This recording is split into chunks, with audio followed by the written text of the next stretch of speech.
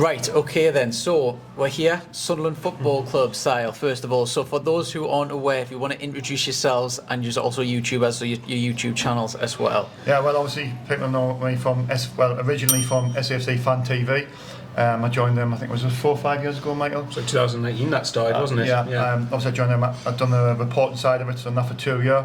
Obviously I left them. I'm not going to get into the details of that, but and I joined another YouTube channel, SAFC Fans React, and I obviously do the reporting side of that, and I've done that for the last 3 years. I think we're just short of 4,000 subscribers. Obviously I was 5k when I left SAFC Fan TV, but I'm enjoying it, and I'm just trying to build the channel, and obviously the football season ended now, so it's a little bit what do you do to try and keep it ticking over, but I've just that's the life of a content creator, isn't it? Loose soccer, I've just getting a few shirt giveaways with low soccer, so I'm just trying to give some things back to the subscribers who obviously watch every week. But I love doing interviewing the fans. It's better when we obviously win, but the away games when we get beat can get a bit tasty. But it's going all right. It's a win-win for you, isn't it? Really, because either you win or if we lose, then we end up getting some tasty, weird, interesting individuals. Let's just say sort that. of put yourself out there, so you expect a little bit. Well, yeah. And obviously for me, Michael Bowers, obviously, I mean, I'm good friends with Sean. I mean, we've travelled to away games. I've been on Fans React quite a few times. I was originally at Fan TV as well, and then I think I left just over a year ago. And obviously I've got my own channel, which is on something like 4,400 subscribers. Yeah. So I've been trying to get to 5k. I've been stuck on that a little bit. So is anyone who over here that wants to jump over that? Just a selfish plug there for my channel. Get Michael the 5k. And Fans React as as But no, I think I started doing videos about 2015, and then I think ever since, and I think the last few years, when Sunderland have been not very good, the views have started to go up a little bit. Years. Oh God. Yeah, well, I was thinking more of you remember the Gillingham video? Oh, the Gillingham video, you loved that one. Basically, there was one a few years ago at Gillingham where we lost 1-0 when Phil Parkinson was in charge, and I had a full-blown rant, and apparently people seem to love it. I won't repeat some of the language I did there, but you know. Well, you have not had much to rant about this season. It's been a fairly good season. I'd say probably a 9 out of 10. The only thing that would have made it better is obviously going up at the end. I was asked this, Michael was asked the ratings of the seasons, don't we, and things that I think... You asked me after the Watford game, I think it was, and I think I agree with that rating. I think it's pretty fair, with the exception of probably the second leg against Luton, the Stoke home game, second half against Burnley, maybe the Cardiff home game. I think there's hardly been many games I haven't enjoyed, or at least haven't enjoyed the fact we've been competitive. Game was the one example of not enjoying. Yeah, well, you know my thoughts on Alex Neil, so I'll leave that there. But yeah, for the most part, about 48 games, including the playoffs, I reckon about a good 40 of them I've enjoyed, because we've been. It has been a really good season. I mean, you think of the expectations at the start of the season. I did see though at the start when Alex Neil was the manager, I said that I believed that we could finish in the top 6. That was because of him, because I thought he was a really good manager and what he brought to the table. Obviously he left early doors, and then we brought in Mowbray, and I was, this is a bad appointment. This is what I thought at the time. A lot of people weren't enthused by it. Yeah, they weren't, and I thought we were in big trouble there with appointed like Mowbray, but it's turned out that he's getting these youngsters, he's getting them playing well. Yeah. Who played some unbelievable football, probably the best football I've ever seen us play in all the 30 odd years I've supported Sunderland. I was going to say that says a lot, because you've seen the Reed years, haven't you? Yeah, and I think that this football this season was better than then. Wow. Yeah, and people might say, well, I think you're wrong there, but that's my honest opinion. But the season on the whole, Diallo, the standing performance, Diallo, Jack Clark, Roberts, Ross Stewart getting injured for 34 games of the season. We had no striker, apart from Joe Gellar. He done a job in there. But Dennis Sirkin, our left back, turning into a goal scorer. Michael, off the top of the injury list, boom, go. The injury. So no pressure, right? Okay. We're talking. Ross Stewart out for most of the year. Put me on the spot here, thanks. Adjeli Say been out. Danny Bart's been out for a good bit of it. Van Baller's missed half the season as well. Yeah. Try to think who else. Corey Evans out for half of it. Captain. That's just our crucial players. And then you're talking Ellis Sims, when he was here, he was injured for half the season, and then got recalled. And therefore we've only really had one forward. Forgetting that, we've had to play sections of the season without a striker. We've had one forward available. I mean, I still class Joe Gelhardt as a forward, but we've barely had any options, and by the end we didn't even have a centre back going into the playoffs. As I'm saying, that was The fact we've got there, it was just miraculous. I mean, but the way we've done it as well on that last day. That day at Preston was great. Mike were there. It absolutely chucked it down, all day, and we weren't even bothered. We were drenched. We were singing in the rain outside. It was unbelievable because we were obviously relying on other games as well, and it was swinging as well. It was swinging back and forth, and I honestly thought when the Millwall game, when they went 3-1 up, I went, they were 3-1 up at half time. And Middlesbrough was not going to do us a favour. I just didn't think they would. So when it went to 3-1, we say Middlesbrough just lose to Coventry just to spite us and not get us in the playoffs. Of that though, I still think, look, we've had a really good season. We still had an unbelievable season. But the way it happened, and I'm thinking, something building here. I'm thinking, do you know what? I think the confidence is. We've got the confidence. Yet we've had loads of injuries, but the setbacks we had would just keep on defying the odds. I think. And by the way, just to point out, we've had loads of setbacks that could have crippled any set of players whatsoever. Yeah. The biggest one being Alex Neil leaving to go to Stoke, which that's something that could have really damaged us, and a testament to the players, and especially Tony Mowbray, for the fact it hasn't. I mean, that, like you said, that game at Preston was mental, because obviously at half time it was 3-1 Millwall, wasn't it? And even the players don't know. The players. Of course, there's no way. I mean, Tony Mowbray said he didn't want to know, but there's no way he would have not known. There's absolutely no way that he wouldn't have found out one way or another. And then I think we saw, what was it, 3-2, then 3-3, which meant, because we were 2-3-0 up at the time, meant we got in the playoffs. And then obviously Ben Burton Diaz became a Sunderland legend without even playing for us, because he got us into the playoffs at Millwall's expense. Well, so what we're going to do is we're going to basically, it's going to start from the beginning and go all the way through. So if we start at the very, very beginning, at the start of the season, if we just rewind, it seems like a lifetime ago now, you had just been promoted. Now, what was your honest start of the season expectations if you had to nail down a position? Right, well, you said top six, wasn't it? A lot of people laughed at me, and check this back as well if you want. I honestly said that I thought if we get the right players in before Bar was kicked in, we did get a couple of players, and I honestly believed that we could hit the top 6, hit the playoffs.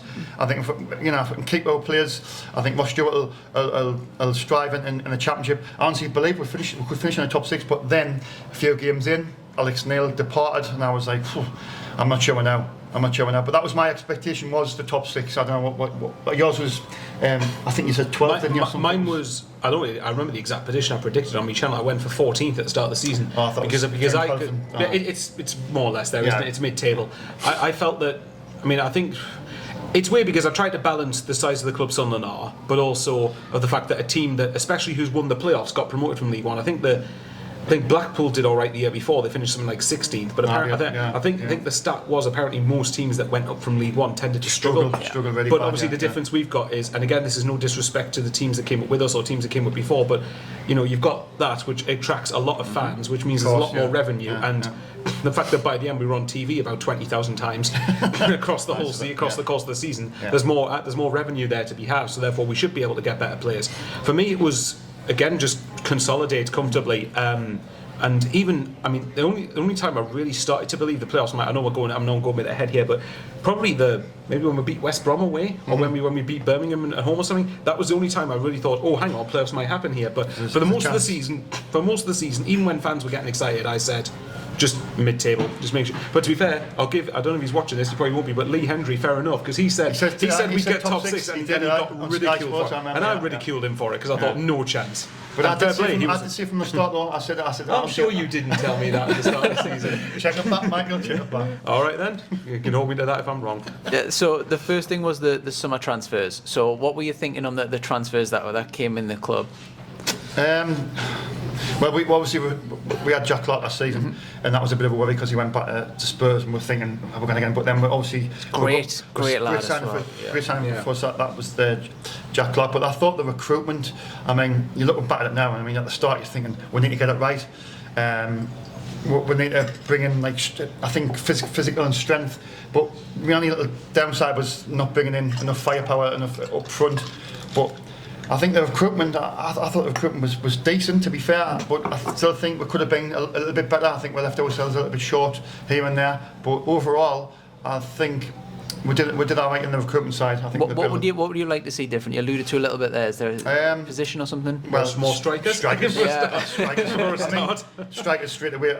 You had Sims though, wasn't it? We had Sims, when I'm unknown, but there was a recall option of that. Michael touched on it earlier on.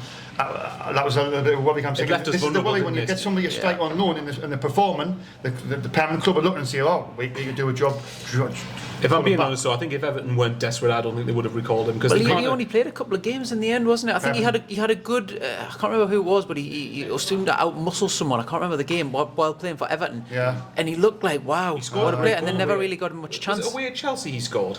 I think that might have been it. Yeah. He played in the Merseyside derby as well. He played in the Merseyside derby. I think he come on. I don't think he started. But he definitely played in that game. I think he did, but I might be wrong.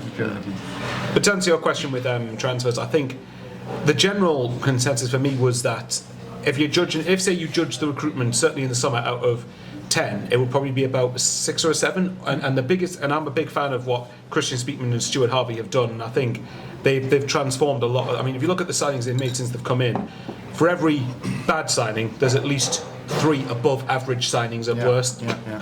But there's no getting away from the fact that not having at least another striker in by the end of the window was pretty poor. Criminal. I mean, if you look at the end of the summer window last year, we had Ross Stewart and Ellis Sims, and of course, in typical Sunderland fashion, both get injured within 2 games of each other, which meant we had to play without a striker. But we left ourselves short with that. So for me, I like Ellis Sims a lot. I'm going to put it out there. I feel like I'm one of the only fans that does rate Ellis Sims. Actually, I like Sims. Yeah. I think he's a little bit lazy. But he knows what a net is, and that's what strikers. That's what he's instinct. I think for me, a lot of people judge Sims on the fact that he's not Ross Stewart, and I don't personally feel that's fair. I think you've got to look at it as. But I mean, Ross Stewart, obviously we know his talents, and got him sorted. And you got Ellis Sims there, so I think. The general, I mean, if you look, I've got through some of the signings of me. So Dan Ballard, I think, is safe to say, been a good signing. Yeah. Leon Diaku is Leon Diaku, unfortunately. He's gone. I mean, a lovely lad, but he's probably not good. I mean, Jack Clark is another one. I know people say, well, he didn't add something to the squad, but he wasn't our player last season, or just over a year ago. Adji Elise, who I like a lot. Yeah. Alex Bass, well, yeah, we signed him just for an experienced keeper. Your keeper's been fantastic this season, Patterson. Patterson has been, yeah. I think he has, but I think I'm not as sort of. I think he's a decent keeper. He's got a lot to learn though, Michael, hasn't he? He's still very, very young for a keeper. You've got to remember, this season was his first full year in senior football. I know, maybe I'm being a little bit harsh, but I think some of the Sunderland fans are sort of saying he's going to be a Jordan Pickford or this, that, and the other. I wouldn't be surprised if he is. I think he's way off that. I don't know. Well, certainly right now.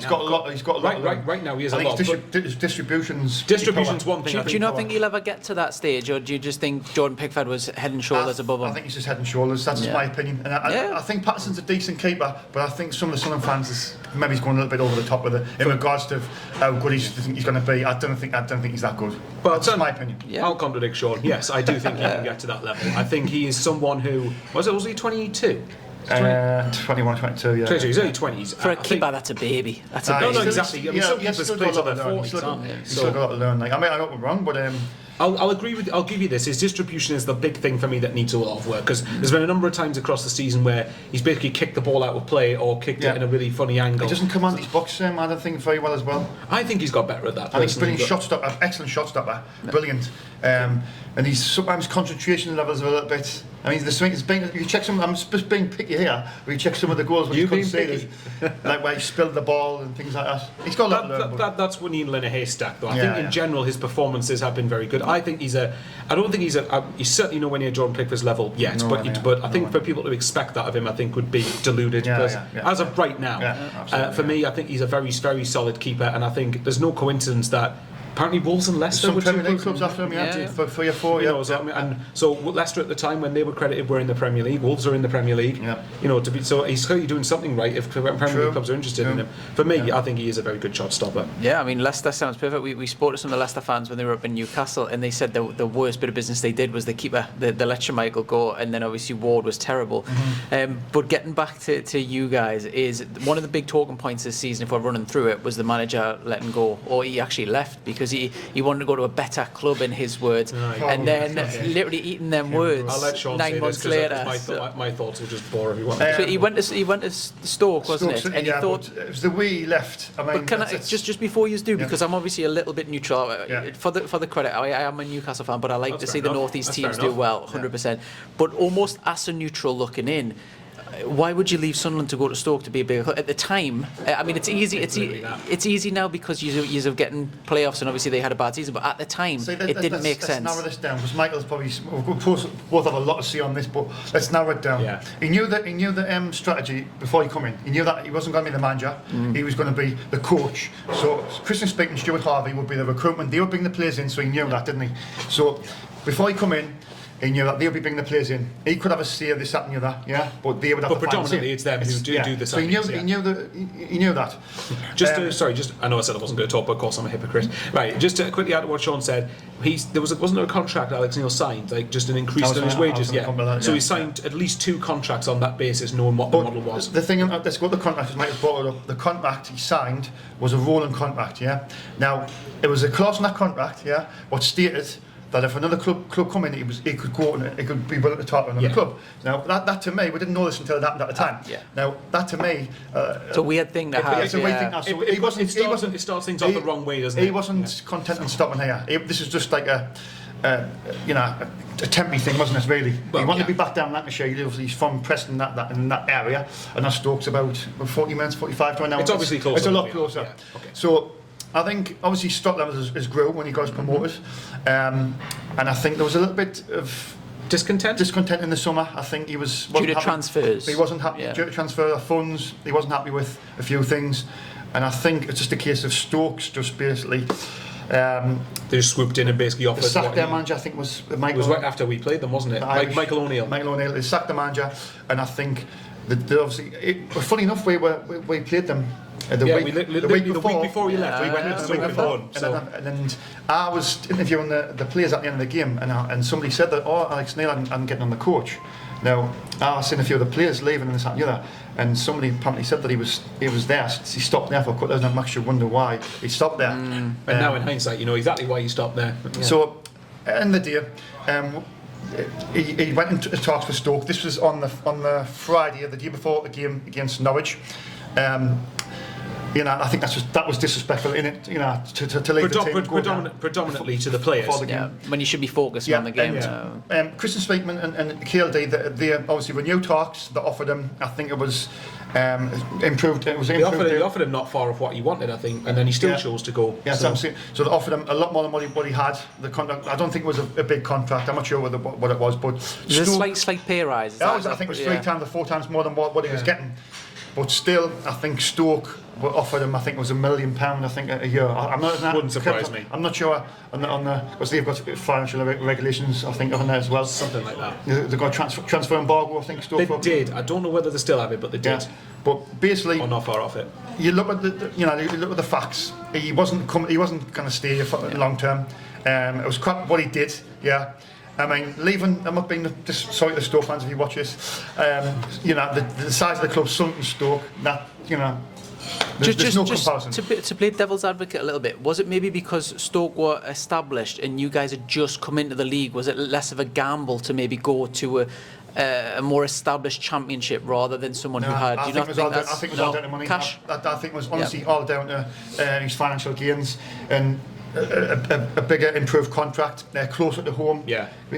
And I think to respond to because it's a fair question, but I think to respond to that, when did Alex Neil leave Preston? When did he get sacked from Preston? I think it was that the job before? That was the job before he came to us, but I'm sure it was about at least a year before. He's been out of work for a while. So what I was going to say is, because if he felt that it was a gamble in that sense, then why did he drop to us in League One to begin with? And this is this point. So he had to drop into League One to get his next job. Yeah. And apparently there's been suggestions he apprapproached Speakman. Mike was very passionate on this. Sean knows what I was. You should tell him what I was like at the time. I was livid, and look. I'll put this on record. I'm grateful to Alex Neil for getting us out of League One because to an extent, not completely, but without him we wouldn't have been in the Championship. But I still stand by that. That Alex Neil had the tools to work with. And Absolutely. And if he hadn't got promoted with the squad that had Jack Clark, Alex Pritchard, Patrick Roberts, Corey Evans, Ross Stewart. Diallo wasn't there. He's coming in though. Danny Bart, Bailey Wright, Dennis Sirkin. We had a lot of players in League One that, let's be honest, should have gone up. Now we still had to get the best out of those players. Don't get me wrong, but would he have gotten the best out of them? Would he have gotten you in the playoffs? I know it's impossible to tell, but would you have felt that? Me and Mike had this discussion, right? This is my honest opinion. I rated Alex Neil. Football's an opinionated game. It's all opinions. No, it's your opinion. I thought Alex Neil was the best manager since. I've actually fell in love with Alex Neil since Big Sam. I thought he's the best manager we've had since Big Sam. That's how much I really rated him. I thought he was a man manager, but also a good tactical manager as well. Yeah. And I honestly believe if he stayed, we would have pushed Sheffield United for that second place.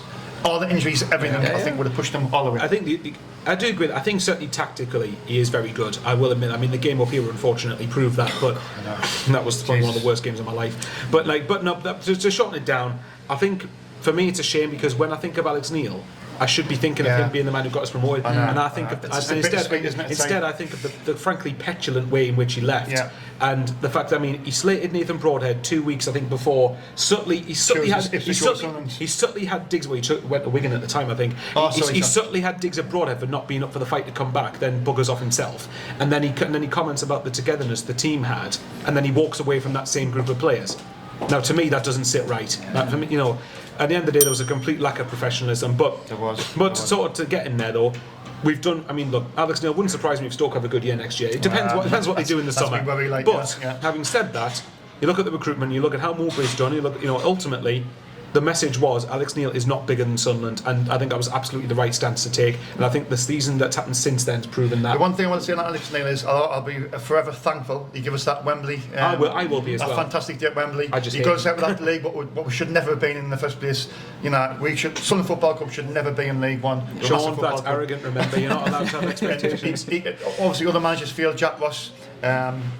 Phil Parkinson, your best mate, Lee Johnson, them Freefield, and obviously Alex Neil come in. He steadied the ship. He got us 20 games unbeaten. Come in, he got us promoted. So I'll be thankful for that. Yeah. But the way he left, it's ruined his reputation. The club he left for, I'll never understand. No, shocking. If he left for somewhere like Aston Villa in the Premier League, that's different. Like Villa are a huge club and one. I'm not saying Stoke aren't a small club, but they're not. Apologies, we're not being nasty. But for me, the facts are that Sunderland are bigger. And I think ultimately the problem is he's ruined his reputation with a lot of Sunderland fans. And if you look at the comments he made, even after Stoke beat us, he's clearly bothered by how Sunderland fans feel. But at the end of the day, he made his own bed when the moment he chose to walk away. Yeah. So the next talking point, I suppose, is the striker injury and stuff. We touched on it a little bit before. Ellis Sims got taken back. Recalled, Yeah. Did that impact the top six, do you reckon, Hopes? Obviously, would that have made a big difference if you had have dipped in a little bit, the owner had been a little bit generous, or if Sims hadn't have been withdrawn? Are you talking in the first part of the season? However you want to answer it, overall. We had two strikers that were on the book. The way they'll say it, Speakman and Harvey will say, well, could Diallo play there?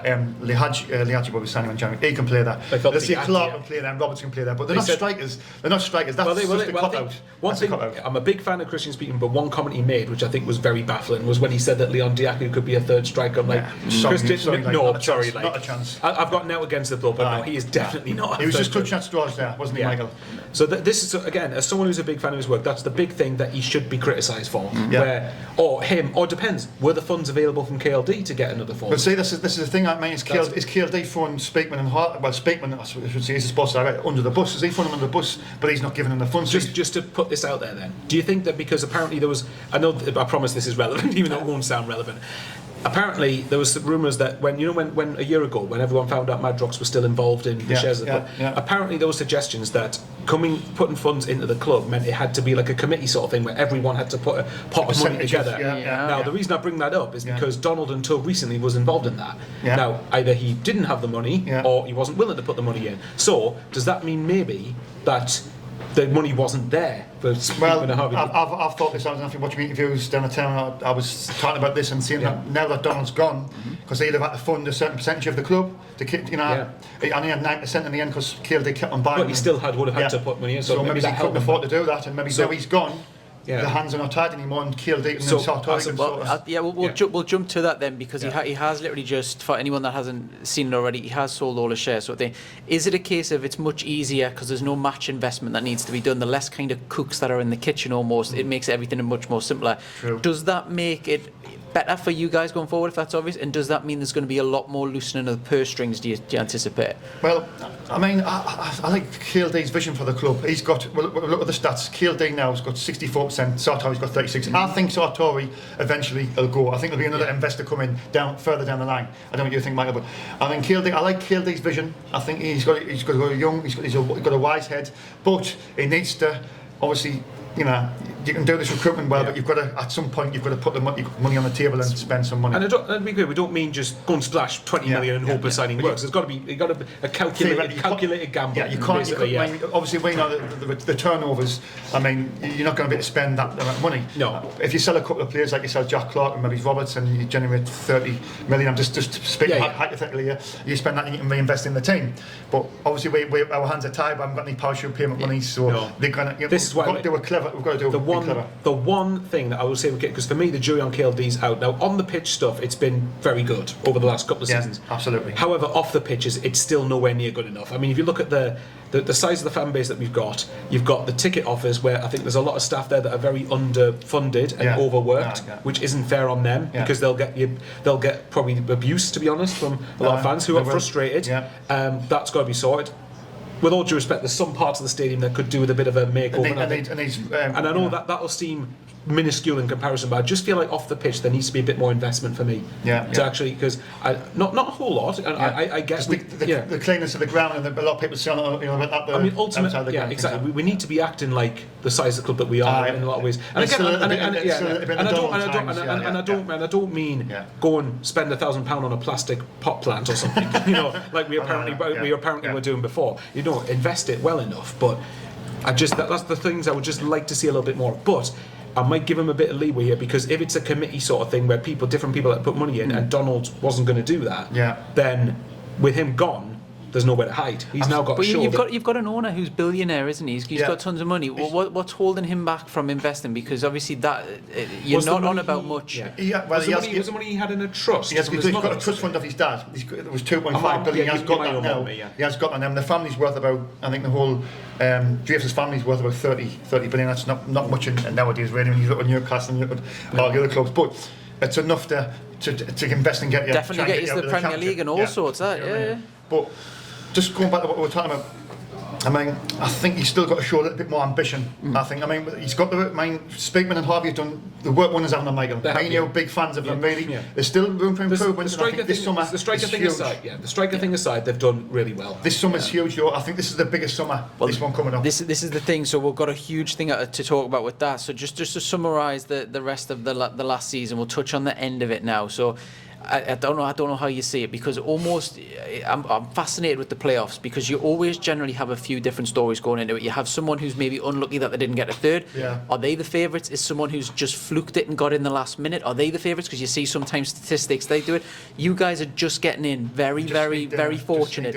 What did that do for the mentality? Do you think is that the best place to go into? Alternative, you look at Middlesbrough could have got second and just fell away. Would you rather be the team that have the momentum, or we got in? I think if you compare the playoffs, if you look at look at the League One playoffs, like you look how Sheffield Wed got 96 points and still, thankfully they won the playoffs, because I quite like Sheffield Wednesday as a club. Be unfortunate if they did, because it just doesn't seem right. But the fact of the matter is, they were very humble in the playoff defeats last year. I like Darren Moore as well. He's a so do I. I doubt he was good enough, and I'm glad he has got them up. But the point is, in League One, they had 96 points and still didn't get top two.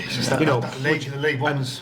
So to be fair, that's it. But my point is, in the Championship, there wasn't really any, because Middlesbrough knew probably about 5-6 weeks before the season finished they weren't going to get into the top two. Luton pretty much surged up to third ahead of them. So there wasn't really anyone who I would call missed out on top two. But if you look at Coventry and Sunderland, who finished 5th and 6th, we both confirmed it on the last day. I mean, granted, Coventry's was in their hands, and we had to rely on Ben Brett and Diaz being a secret Macca. But it was weird, because I can't speak for Sean here, but for me, my mentality was getting into, once we won at Preston, where we said how great a day out that would have been, a greater drive back it would have been once we got into the top 6. But even if we'd finished 7th, it would have been, most of us would have been very, very happy with that. But we're getting into the playoffs. For me, I thought whatever happens from here, it's been a phenomenal achievement, and I stand by that. I think that getting into the playoffs to begin with no centre-backs, one forward, and with pretty much half your best players missing, is miraculous. But it just makes you think what we could have done if everyone had been fit. I think Luton, obviously, they were in the top 6 most of the season, but they were challenging for the top 2 at one point, weren't they? But they knew well before we did that we were in the playoffs. And I think you look at the teams I think they were the strongest, but then when we got in the playoffs, I was thinking, I think out of all the teams I've rather played, Coventry, Middlesbrough and Luton, I've rather played Luton because Coventry had that, I think Victor Gyökeres, the striker, and he's just, you could say he's a different class. As well, Middlesbrough's got that, but I think Middlesbrough, they tailed off towards the end, didn't they? They definitely tailed off. Their form, and I think they're dipping out. It's always the form team. Normally, as the guy was saying there, normally the form team, and we were just hitting some good form. I think we're unbeaten in about 8 or 9, I think, going into the playoffs, something like that. And I thought, look, there's something. Were we getting lucky at the right time? Do you know what I mean? There's a twinkle in your eyes there. You're very excited. And then obviously in the playoff, I don't know if you're going to come back later on, but you get in the playoffs and you get Luton. I think that's the one I want to get. Let's pretend the second leg didn't happen. Yeah, I mean, you did get Luton. I mean, it was all set up lovely from a North East perspective to think, this could be a final, Sunderland against Middlesbrough. One of the North East teams are going to go up.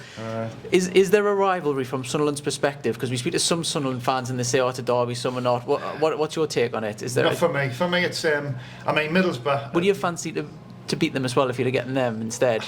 Jeez, if it was also Middlesbrough in the final. You mean if we both got to the final? I think we will, because we're beating them up here 2-0. I wasn't at that game. It was bad, but I think we could have beaten them in a game. I think the one reason I would have maybe fancied us to beat them is who would the pressure have been on that game to go to win it and go up? Yeah, with the pressure would have been Middlesbrough for me. We've just come up from League One. They had a squad that frankly should be challenging for promotion, and I feel like we would. And I'll tell you now, because if you're asking what I think about Middlesbrough, I think they are. How can I put this? I think that for me, my classifications, I think they're a derby, but they're not a rivalry. And for me, if you look at it right, is QPR versus Brentford a rivalry? No, but it's a London derby. That's the terminology that I use. So you could say it's the closest thing we're going to get to a derby. But I mean, it's a bigger game for Borough fans, I think. Middlesbrough hate us, but I haven't got that sort of. I don't have that. Like it's for me, I don't really think about Newcastle now as obviously the. Let's not go there. In the Champions League, I think some fans need to just forget about Newcastle. I mean, even though they're rivals. For now, we need to get the Premier. We need to get back to the Premier League first. And do you know what I mean? But that's our rival. But yeah, I mean, it's one where. I mean, there was a few police when we came up and we seen the Sunderland versus Middlesbrough up here, the home one, and there was big police presence. There was a little bit of a kick-off. We had it on video. There's always trouble because obviously Middlesbrough come up and there's always trouble in the town. There's always trouble because there's just. Is that Middlesbrough then? Obviously, I'm not embedded. It's more Middlesbrough, It's more Middlesbrough. So I mean, to be fair, we've got our fair share of idiots. Every club has their Middlesbrough, this is their derby, so when they come up there, they want to, have a roll around, don't they? But yeah, I mean, for Borough, out of the two of them, I'm not saying it's not a big game for Sunderland, but it's probably a bigger game for Middlesbrough. Yeah. It's hard to place it as well, I think, for the place. Probably, Newcastle and Sunderland, it's just the Met now, there's short of time. Well, put it this way, when we lost to Borough just after the transfer window finished at the Riverside when Chris Wilder was still there, and I was more annoyed that we'd lost the game rather than, oh no, we've lost to Middlesbrough, that sort of thing. But I mean, look, don't get me wrong. I mean, of course, I want to beat Middlesbrough, the same way I want to beat Stoke or Hull or. But there's not just another 3 points, though, a little bit. There's not really that sort of, isn't it, Mike? We want to beat them. Well, no, that's just our perspective. There will be some fans who class Borough as that. It's just actually is. I know a couple of ways, but just one or two, very few and far between. No, for me personally, no, I don't view it as a rivalry. But I think it would have been. But I must admit, the thought of Middlesbrough and Sunderland fans being potentially been in Trafalgar Square the night before that way. Good luck to London police who, if they had to police that. By the way, bear in mind Newcastle were playing Chelsea that weekend, weren't they? I was going to go down because I thought this is once in a lifetime where it's going to be a North East final. That doesn't happen, and then Newcastle the day after. It would have been phenomenal. So of course it ended up Coventry v Luton. That was what I was going to say. So neither one of yous ended up. Very unfortunate for the North East. In terms of Middlesbrough versus Sunderland next season, it's very early to tell. It's a very, very early prediction because we haven't had a transfer window yet. Who's better placed to go up next season, do you reckon? Well, I'll just touch up on this straight away. I think Michael Carrick, I mean, sometimes you've got to take a chance in football. I mean, he's had a lot of experience, Michael Carrick, with Jose Mourinho, Alex Ferguson, some world-class managers. He's got experience. As a coach, he's got I think if he gets, I like Michael. I like him. I think if he gets backed by Steve Gibson in the summer, I think Middlesbrough could really challenge. Well, he turned them right round, didn't he? The same group of players, he turned the same group into world beaters. One point where I thought they were really close to Sheffield United. They were, I think, within 3 points, and they just sort of nearly got hit a wall, didn't they? But I think if he gets the right players in the summer, I think they could be a force. Like, but in regards to us, I'm still not convinced with Mowbray. I've got to say, I said it last season, even though he'd done a fantastic job doing what he did, I'm still not convinced that he's the man to get us promoted. Yeah. I think for me, I think it's for both teams. It depends who they keep and who, because Middlesbrough have lost Cameron Archer. He's gone back to Aston Villa. It's going to be a big loss, Is it Aaron Ramsey? Did they have on loan from Villa as well? Am I making that up? There was someone called Aaron Ramsey, I think, who was on loan at Norwich first half of the year, and then I think he went to Borough. I can't remember. Anyway, well, there's a surname called Ramsey. I'm sure there was. I might be wrong, so my fault if that is wrong. But they've lost a couple of loan players. But obviously, but on the flip side, we've lost Diallo, and we're very unlikely to get him back next year, I think. So I think it depends. For Middlesbrough, I think the big one for them is if they keep Akpom or not. I think it depends, because he's got 1 year left on his contract. If my memory, if I'm right, I believe he's got 1 year left. And he's a star, a superstar. That's the problem. But again, it depends. If they tie him down, then he knows if he has another season. If he has another season like he did this year, then he could really be in and amongst it. So I mean, with Michael Carrick, I think because this is the first time he'll ever had a pre-season, wouldn't he? Last time he obviously went into the middle of a season. Good point. So if you're asking me right now, I'd maybe say Borough just, but again, it depends who we trust our recruitment team. I think it's been very good. Very early prediction. Jack Clark's another one. I think Jack Clark's obviously our figurehead who could be worth quite a bit, the same way Akpom is for Borough. So it depends. But if say for hypothetically, I know you want to get under the transfer window, but if we sold Jack Clark hypothetically for around 20 million, that could be enough to get you. That could be enough to get you probably 3 very good Championship players. So it just depends. I mean, I don't want to sell him, by the way. I want to keep him, but. The fact of the matter is, with the model, there's a chance that he will be sold. So that's what I'm saying as well about the model as well. Some fans, if they like the model, you've got to accept when a player's this is going to happen, isn't it? Yeah, do you know what I mean? Brighton, I've got no problem with it happening as long as the money's invested and reinvested correctly. As long as that happens, I can live with it. So the last thing on the playoffs is you just lost the playoffs. Middlesbrough have. Is that going to be a massively detrimental thing, or is it a case of because I always think when you lose the World Cup final or something like that, some players go one of each way. What do you think Sunderland's reaction is going to be? I don't think that's the case for these guys. I mean, I've seen enough in this dressing room that this season, that when the backs are against the wall, the chips are down. They've always when they've defied the odds. I don't think these set of lads. The amount of adversity they've already come up against and overcome. I think if anything, it'll make them stronger next season. We just need to add to what we've got and try and. Keep our star players. I mean, it's going to be hard to keep Clark and all that, but try and keep Ross Stewart. That's another one we need to try and tie him down. But you've got to try and keep your best players. I always say that, and the recruitment's going to be huge this summer. Well, we'll touch on transfers a little bit because I know that's going to be huge for you guys. I think very quick. I think the fact with us in the playoffs, we weren't expected to be there to begin with, and I think for us it was sort of a free hit. Does it give the players belief in that case and going into next season rather than we didn't get it? It shows we can actually get there. The mindset I would think the players would have was, we got in the playoffs with half our team missing. So imagine if we had. Don't get me wrong. Every club has injuries. It's not realistic to expect next season to go smoothly and not have any long-term injuries because it's Sunderland. We always have to have long-term injuries. But the challenge then becomes. How big's our squad depth to deal with it? Well, that's the thing. I mean, did you think the squad?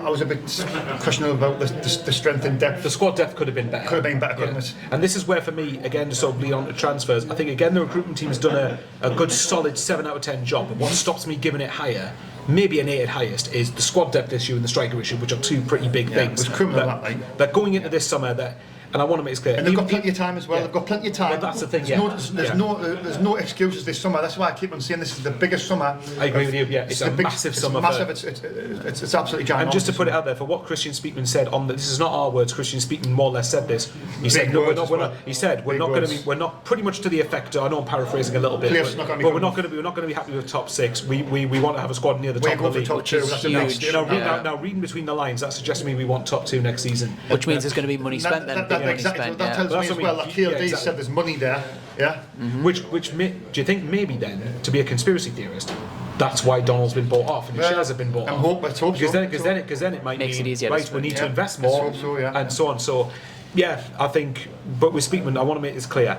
I'm a big fan of him, and I think the criticism he gets off some fans, for me, baffles us, to be honest. It's only a minority. However, but it's still baffling to me. But it's their opinion, of course. Yeah. However, if the striker thing still doesn't get resolved this window, that's got to be. I mean, they're leaving themselves wide open for that, mind. Exactly. Criticism is absolutely 100% totally justified. If we don't have at least 3 strikers on the books for me, I think it's about 2 months away from the season starting. Yeah. I mean, 4 weeks from the exactly. So we've got plenty of time.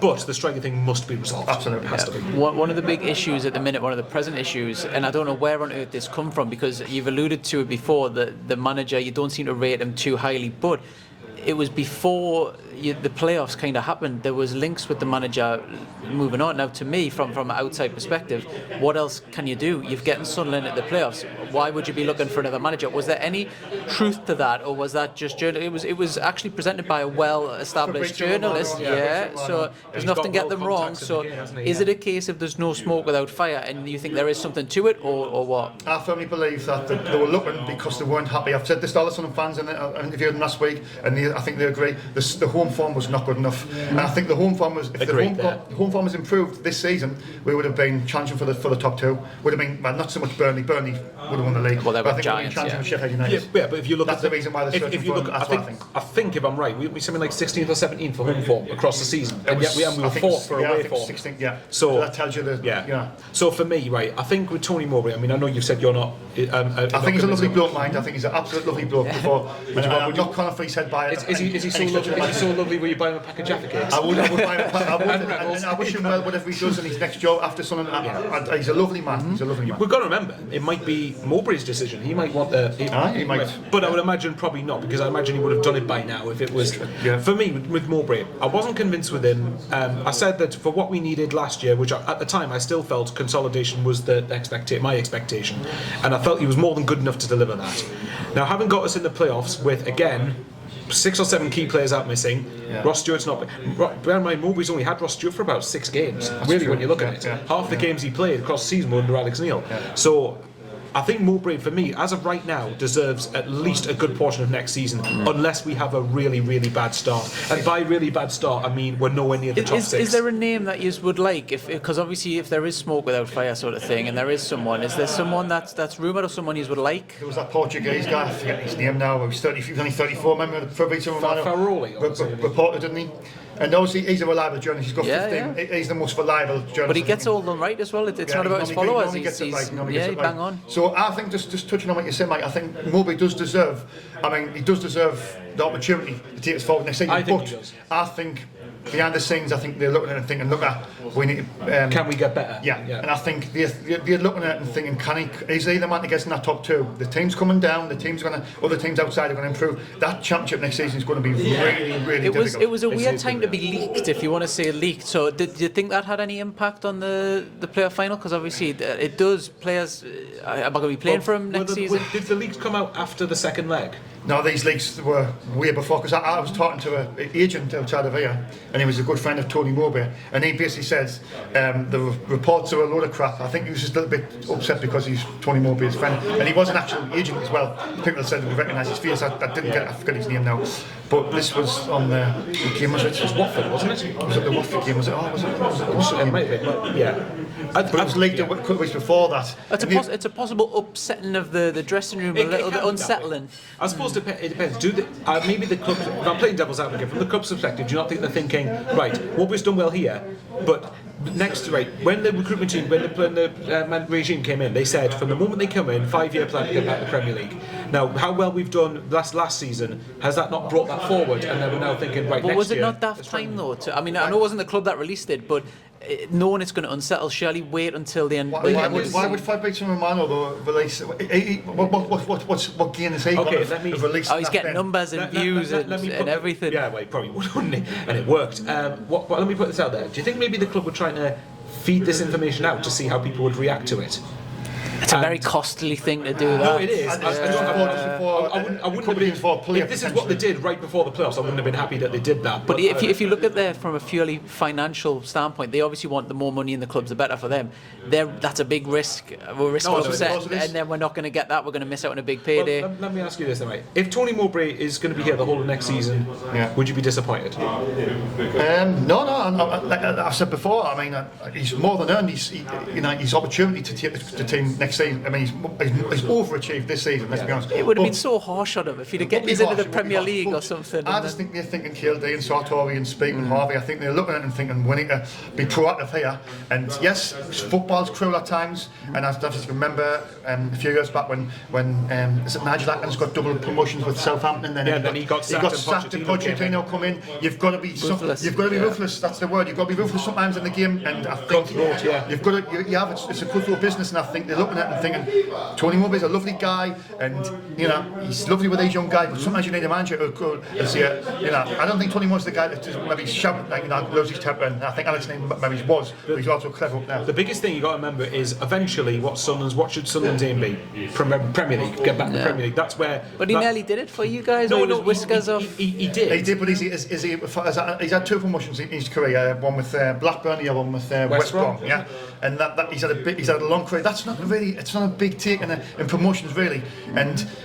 You think about that and you think, well, how many promotions is Alex Neil having? He's only 41 years old. I mean, to be fair, he's had 3 promotions, one in the Scottish League, but still, it's promotion, isn't it? So can he take you up next season? Yes or no? Do you reckon he can? I'm looking at the bigger picture, and I'm looking at the teams coming down. Leicester's in Southampton, Leeds United, massive club. Teams coming up. Sheffield Wednesday, a huge club. You've got Middlesbrough, Watford, West Brom, Norwich. All these teams are going to be improving. It's going to this championship this season. If you go up this season, you'll have earned it. Having said that, there's no guarantees we'll be up there, but there's also no guarantees they will be either. The championship is a ruthless division. Is the board they're not looking at it and thinking about this and thinking, is Mowbray that guy to get us in the top 2? Well, put it this way, he that guy? I think they probably would be, because if they changed him, they should have done it by now. Yeah, so you think he's going to be there? They've got a few weeks, so we're at the quiet dead part at the minute. Yeah. I just think that if you're going to be doing negotiations, now's the time to do it before pre-season. Then you can give a chance for your ideas to get across. Could you see it being changed in the next few weeks? Then do you think that this is probably? Personally, no. I could, because I think obviously the rumours. I think. It's a weird rumour for nothing. I think there's definitely substance behind it, but whether or not I think they're basically they're literally like that. I think the Kildare and Sartori and Speakman Alderman, they'll be sitting down. I think they're basically like that. They're not sure what to do, but they need to act quick, because, like they say, it's you don't want to eat into next season transfers and everything. I get the money in, and if you're going to change, do it now. If you're asking, so to answer your question, do I think he'll get promoted next year? If I'm being I probably don't think he will. No? Okay. But my expectation for next year isn't necessarily to go up. It's to check. But I expect us to give it, not necessarily even top 2, make a go of it in the playoffs. I expect us to give it a go up next season. I expect us to. So, but for me, I think within the next 2 years, if we can, we need to be back in the Premier League. I think it's. I mean, this is the longest. I mean, obviously, I know last year we've had a really good season, but this year's the longest spell Sunderland's had outside the top flight of English football in our history. And this next year is going to be our 7th year outside the top flight. Now, granted, 5 of them really. We wasted a year in the Championship by just going down again because it was so much fun the first time, and then we had 4 years in League One. Now, ultimately, Sunderland's sustainable in the Premier League. That's not arrogant. I think that's blatant fact. I think I've had across my channel, across Fans React on YouTube, I've had so many fans of other clubs that have said Liverpool fan, Chelsea fan, Arsenal fan need Sunderland back in the Premier League. A lot of people say, of course, I want to make this clear. I believe we belong in the Premier League, but belong is not the same as deserve to be there. Right now, we don't deserve to be there. We've got to earn it. And like you said, if we go up next season, we will have earned it. Absolutely. Whichever 3 teams will go up next season. Whichever 3 teams go up next year will absolutely deserve it. Earned it.